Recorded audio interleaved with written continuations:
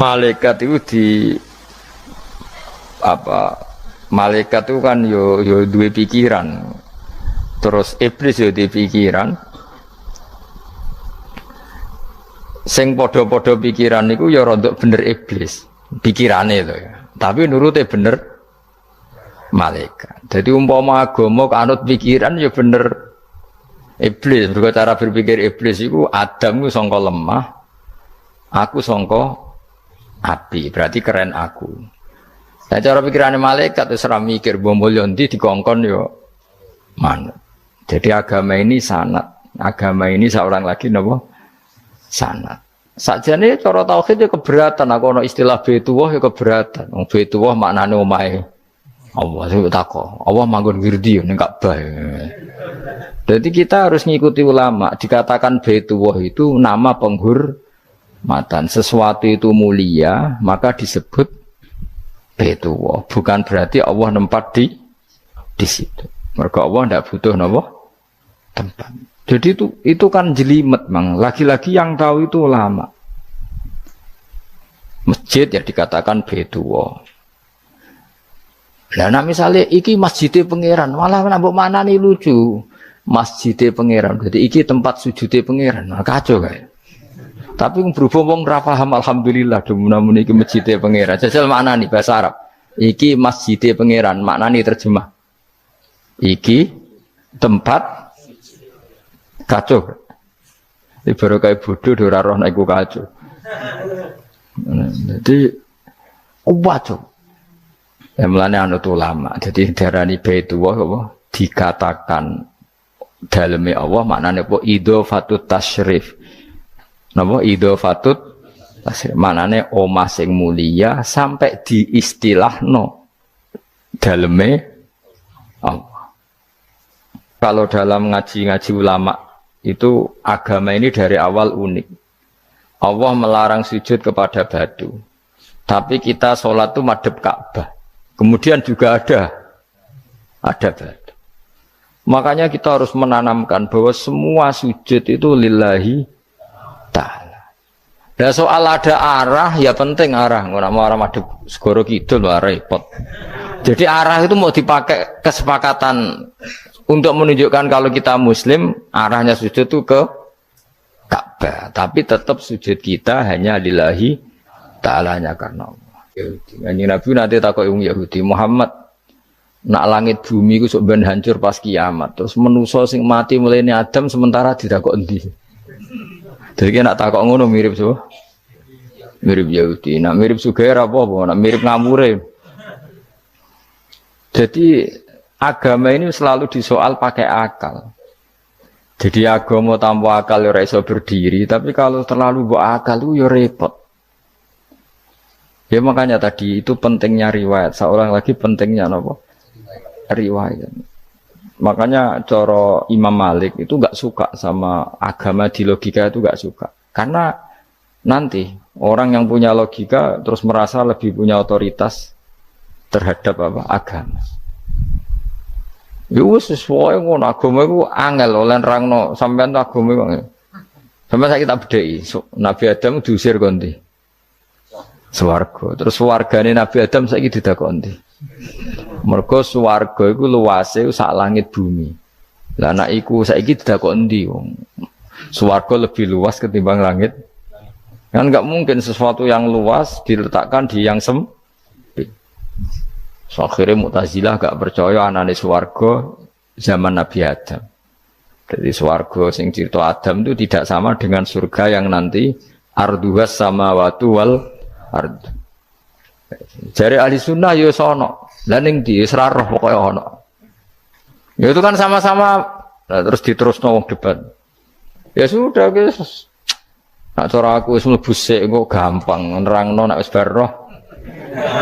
Secara teori kan gitu, ora roh kok nerangno sak usih. Bro. Ya sudah, sampean bu swarga wae lagi apa?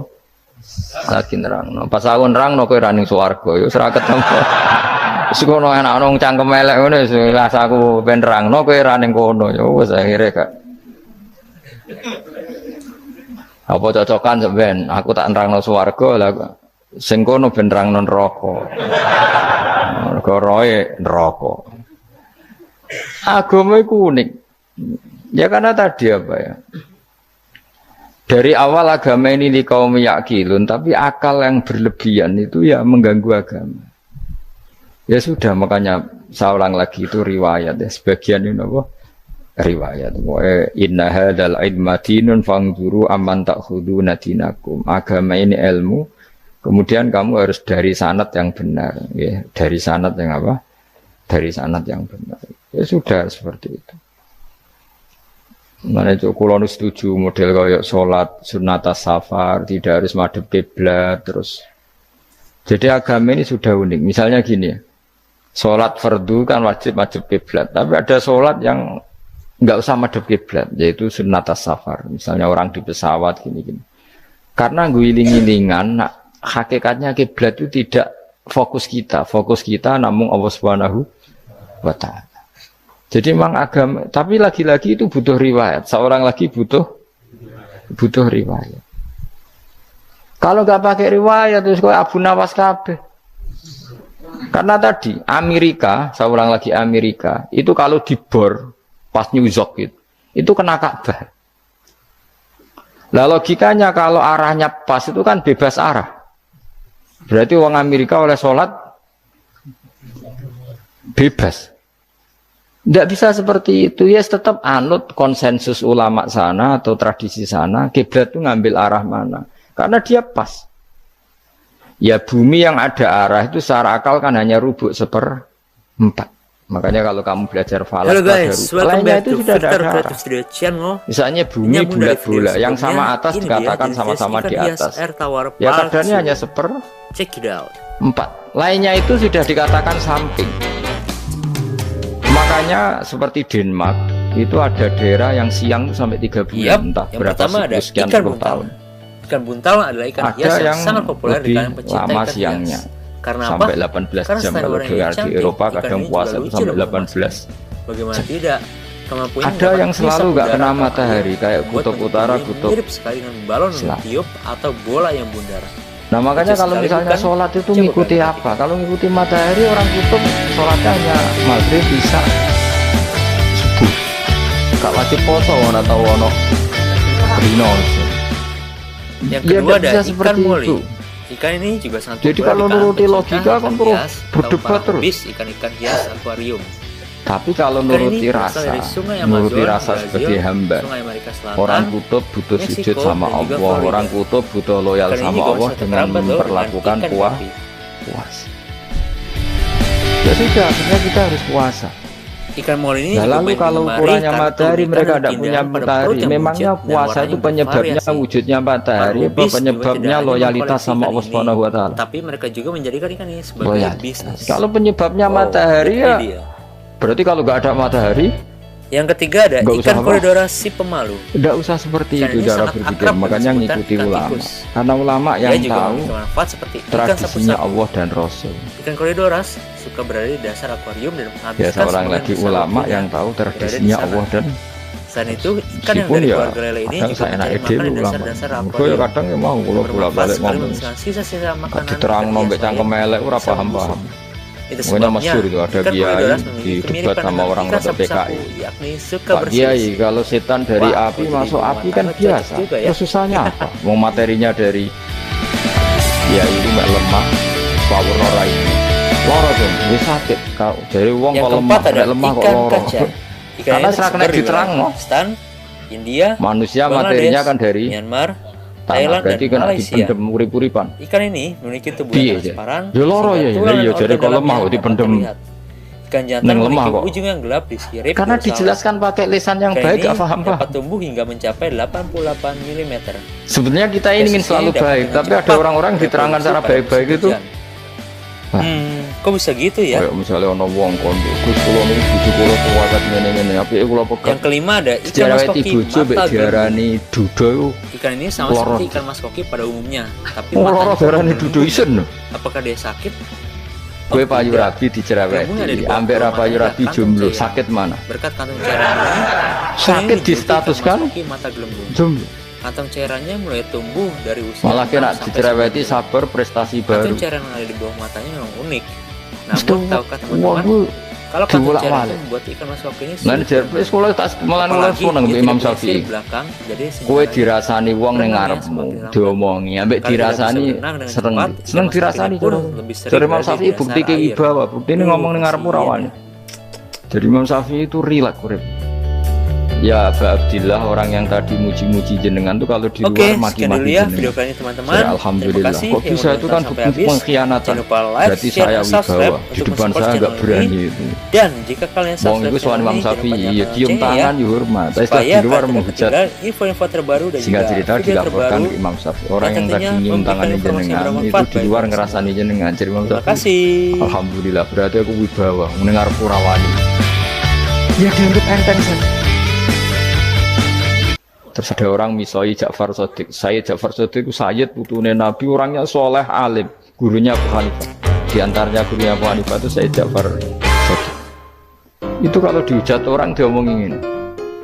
Halo guys, dimaki-maki. Sampai ke rumah. Pas mau masuk rumah, kamu masih ingin maki-maki saya? Iya. Tak tunggu sampai selesai. Setelah selesai sudah, sampun, sudah. Masih emosi orang sudah. Kamu misoi saya berdasar apa yang kamu ketahui. Yang tidak kamu ketahui lebih banyak, maka saya tunggu. Yang pertama ada kucing Persia. Wisen sampai terus ya, ini dia nih guys, ketika ditanya kenapa engkau sabar ketika jenengan saya bisui, orangnya akhirnya tobat, mencium tangannya, mencium lututnya. Jawab saya Ja'far Shadiq ini.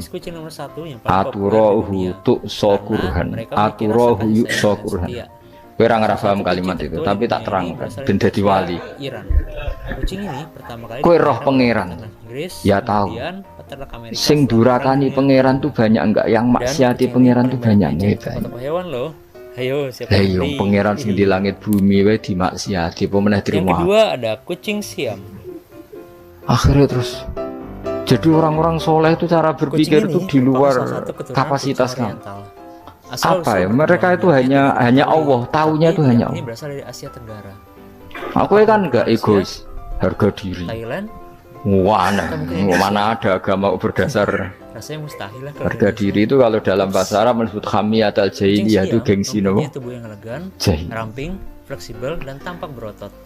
Makanya ketika saya berkali-kali cerita itu, ada seorang ulama dipanggil tetangganya, setelah sampai situ sudah kembali, saya tidak butuh kamu. Setelah sampai rumah dipanggil lagi, sudah kembali lagi sampai 3 kali.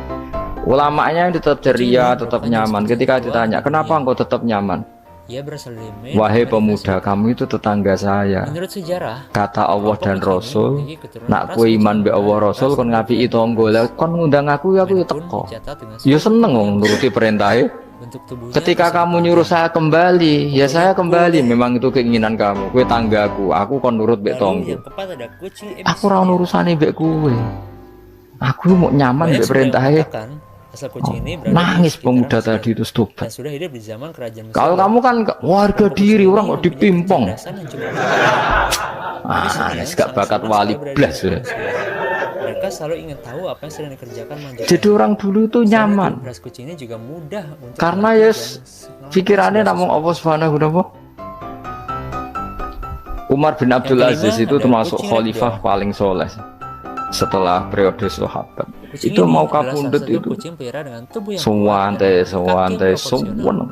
Ketika keluarganya menangis, kenapa kamu menangisi saya? Ya karena engkau mau mati. Memangnya kalau mati mau kemana? Ila khairi madhubin ilaih, kedat terbaik. Terus aku mbok kon urip awar kowe gak jelas iso ngrumat aku ta ora. Anak Allah malah jelas. Saiki apik ndi urip mbek wong ora jelas sampai sing jelas. Ya wis kabundut. Kowe kan gak mati ku wedi. Dosane akeh. Lah mungkin nak urip terus ra dosa potongane. Gaya tok asli. Dosa kula cek kathah Gus kok mati terus. Ya malah apik mati biar dosa meneh. Biasa wae nek apik mati biasa karena potensinya kamu urip suwi ku dosane apa taat meneh. Kucing ini memiliki jawab. di bagian hidungnya yang mancung. Potensine. Untuk badannya yang semampai. Dosa meneh apa taat meneh? Apa ya dosa ya taat. Terus pas mati, pas taat atau pas dosa? Yang ke-8 ada kucing Gerville. Ora usah ngono biasa ya. Sampai mati ae matur pangeran Gusti nak saya ini mati. Mati mawon nak saya ini urip nggih. Mawon Gusti semua anu jenengan. Sangat eksotik. Zaman kula urip sing ngrumat nggih jenengan mungkin sampean mati sing ngelola nggih napa? Jenengan pun donya sing ngurusin jenengan kan sebenarnya kalau kita berpikir gitu kan nyaman. Zaman kamu hidup yang mengendalikan jantung, paru-paru, oksigen juga Allah. Dan kamu nggak tahu caranya, tahu-tahu hidup. Tapi setelah mati dikubur kamu iskal. Lalu sistem pernafasan saya gimana setelah saya mati? Memangnya zaman yang dunia kowe roh. Oh karena ada oksigen. Nah, terus oksigen wujudnya karena apa kowe ya ora roh? Oksigen dari zat gini lah zat iku kok sapa ya ora roh. Mau gaya tok ngomong mau tetep akhirnya ora roh. Nanti kadang kalau gawak bilang goblok seraro kabeh dari awal semua alam semua itu gak usah nerang. Nah, artinya gini, kalau zaman di dunia kamu tidak bisa mengelola diri kamu sendiri, juga sama setelah mati tidak bisa mengelola diri kamu sendiri. Semua itu al-amru biyadil, semua itu dalam kekuasaan Allah Subhanahu wa ta'ala. Ya sudah, alaihi tawakkaltu wa ilaihi unib. Ya sudah, kita pasrah saja dan kita hanya kembali kepada Allah Subhanahu wa ta'ala. Ya sudah, itu agama. Sekian dulu pembahasan kali ini. Tidak mau logika pakai akal. Jangan lupa. Wah itu orang mati itu sudah nggak bisa apa-apa, sudah jadi tanah gini. Ya masalah TK rakyat ngerti, jadi tanah itu tidak bisa apa. Tapi masalahnya kita ini dikendalikan oleh zat yang bisa mengelola semua, yaitu Nabi Adam diciptakan juga dari tanah. Ya sudah, hanya berdasar riwayat itu yang kita akhirnya meyakini setelah kita mati juga bisa hidup lagi. Tapi rasa khawatir, iblis itu ya dhaif, iblis ya lemah. Nyatane ya kowe tetap ngaji jalalan. Berarti ora sukses menyesatkan. Kodang di kowe iblis. Ya kodang sampean, kon ra ngaji tetap ngaji. Kon paham tetap ra paham. Berarti iblis itu enggak keren loh. Betul, saya setiap melihat orang sholat itu menyaksikan kekalahan apa? Iblis. Jadi iblis itu ya kalah orang kok hebat ya ora. Biasa mawon, ora usah sing hebat sing namung pangeran. Dari awal iblis wis menyerah ngadepi orang sing ikhlas. Ikhlas itu dimulai dari awal. Cara bahasa NKS pokoknya hilir sampai hulu sampai hilir kudu ikhlas kabeh. Misalnya kita duit, yakin nek iku wae Allah. Sehingga kita ketika ngasihkan orang itu kamu nggak merasa itu milik kamu. Sehingga nggak gampang undat. Selagi itu kamu benar keduanya awalnya salah itu masih mungkin tidak ikhlas. Uang ini milik saya, tak kasihkan kamu dengan ikhlas. Kalimat milik saya ini menjadikan suatu saat kamu jadi undat-undat karena milik saya. Tapi kalau ikhlasnya dari depan, uang ini milik Allah, ilmunya bahak milik Allah, terus tak kasihkan kamu juga hambanya. Dari awal kan merasa lah saya tidak punya apa-apa. Tapi selagi saya ikhlasnya hanya separuh, ilmu saya tak kasihkan kamu karena Allah, berarti masih potensi enggak ikhlas ya. Jadi kalau ngelatih ikhlas itu harus dua-duanya. Kamu punya uang milik Allah, punya ilmu milik Allah, punya jabatan milik Allah, kemudian kamu kasihkan sesuai perintah Allah, itu lebih mudah ikhlas karena la haula wala quwata illa billah. Selagi masih separuh saja salah, itu potensi berikutnya juga ikut salah. Misalnya aku ngurmat yatim kok ikhlas, duitku tak kena. Kata duitku itu menjadikan suatu saat. Dulu tak rumat loh, saiki jebule lali aku. Tapi kalau alhamdulillah saya pernah digerakkan Allah ngurmat yatim dengan milik Allah juga. Sehingga kita sekedar pernah melakukan ketaatan ini senang. Enggak penting berikutnya anak yatim ini nanti peduli kita apa enggak, enggak penting.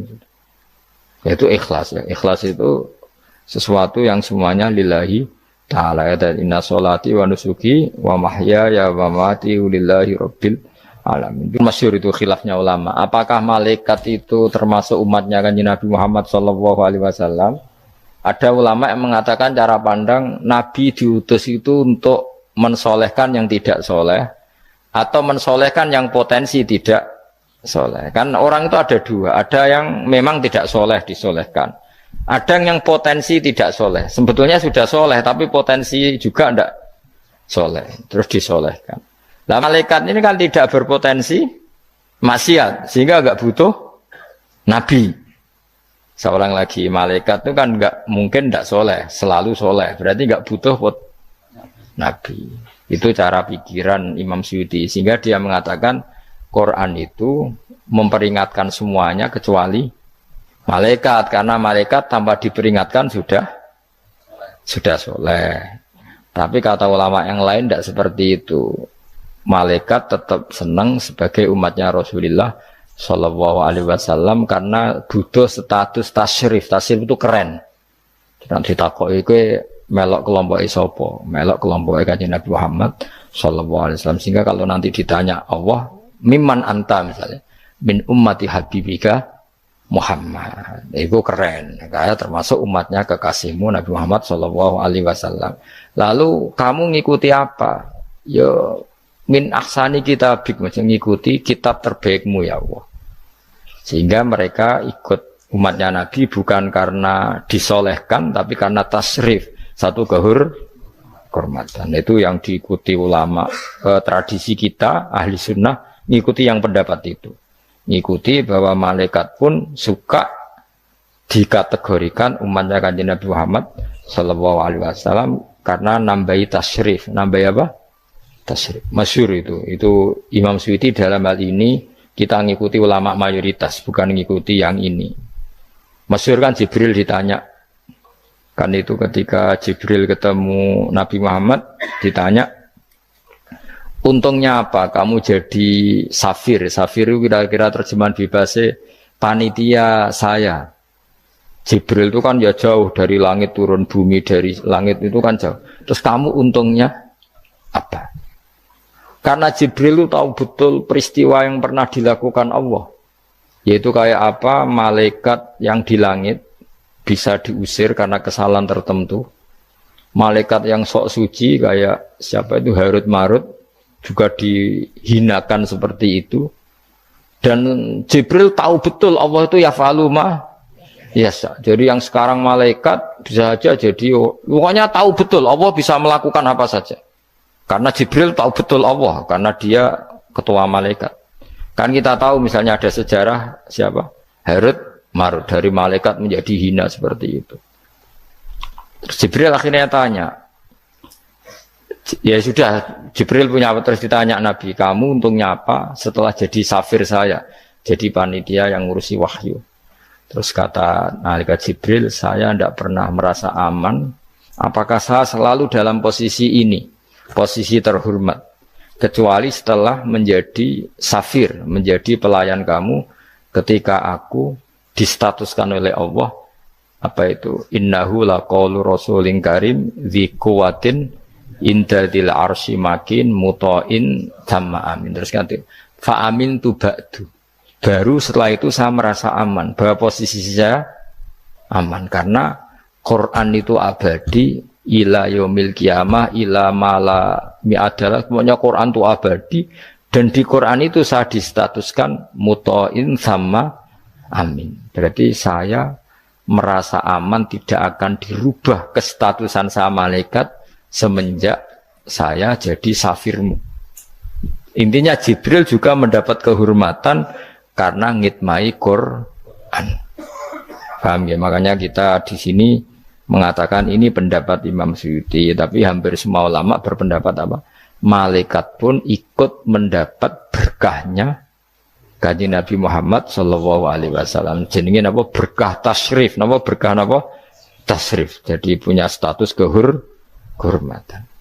Nah, yang dikatakan Imam Suyuti itu murni logika. Murni logika tadi, yang namanya Quran itu memberi peringatan supaya enggak soleh menjadi soleh, dan malaikat tidak butuh itu karena sudah selalu soleh ya. Jadi itu logika saja, tapi kita berkeyakinan malaikat pun butuh, tapi untuk kehormatan.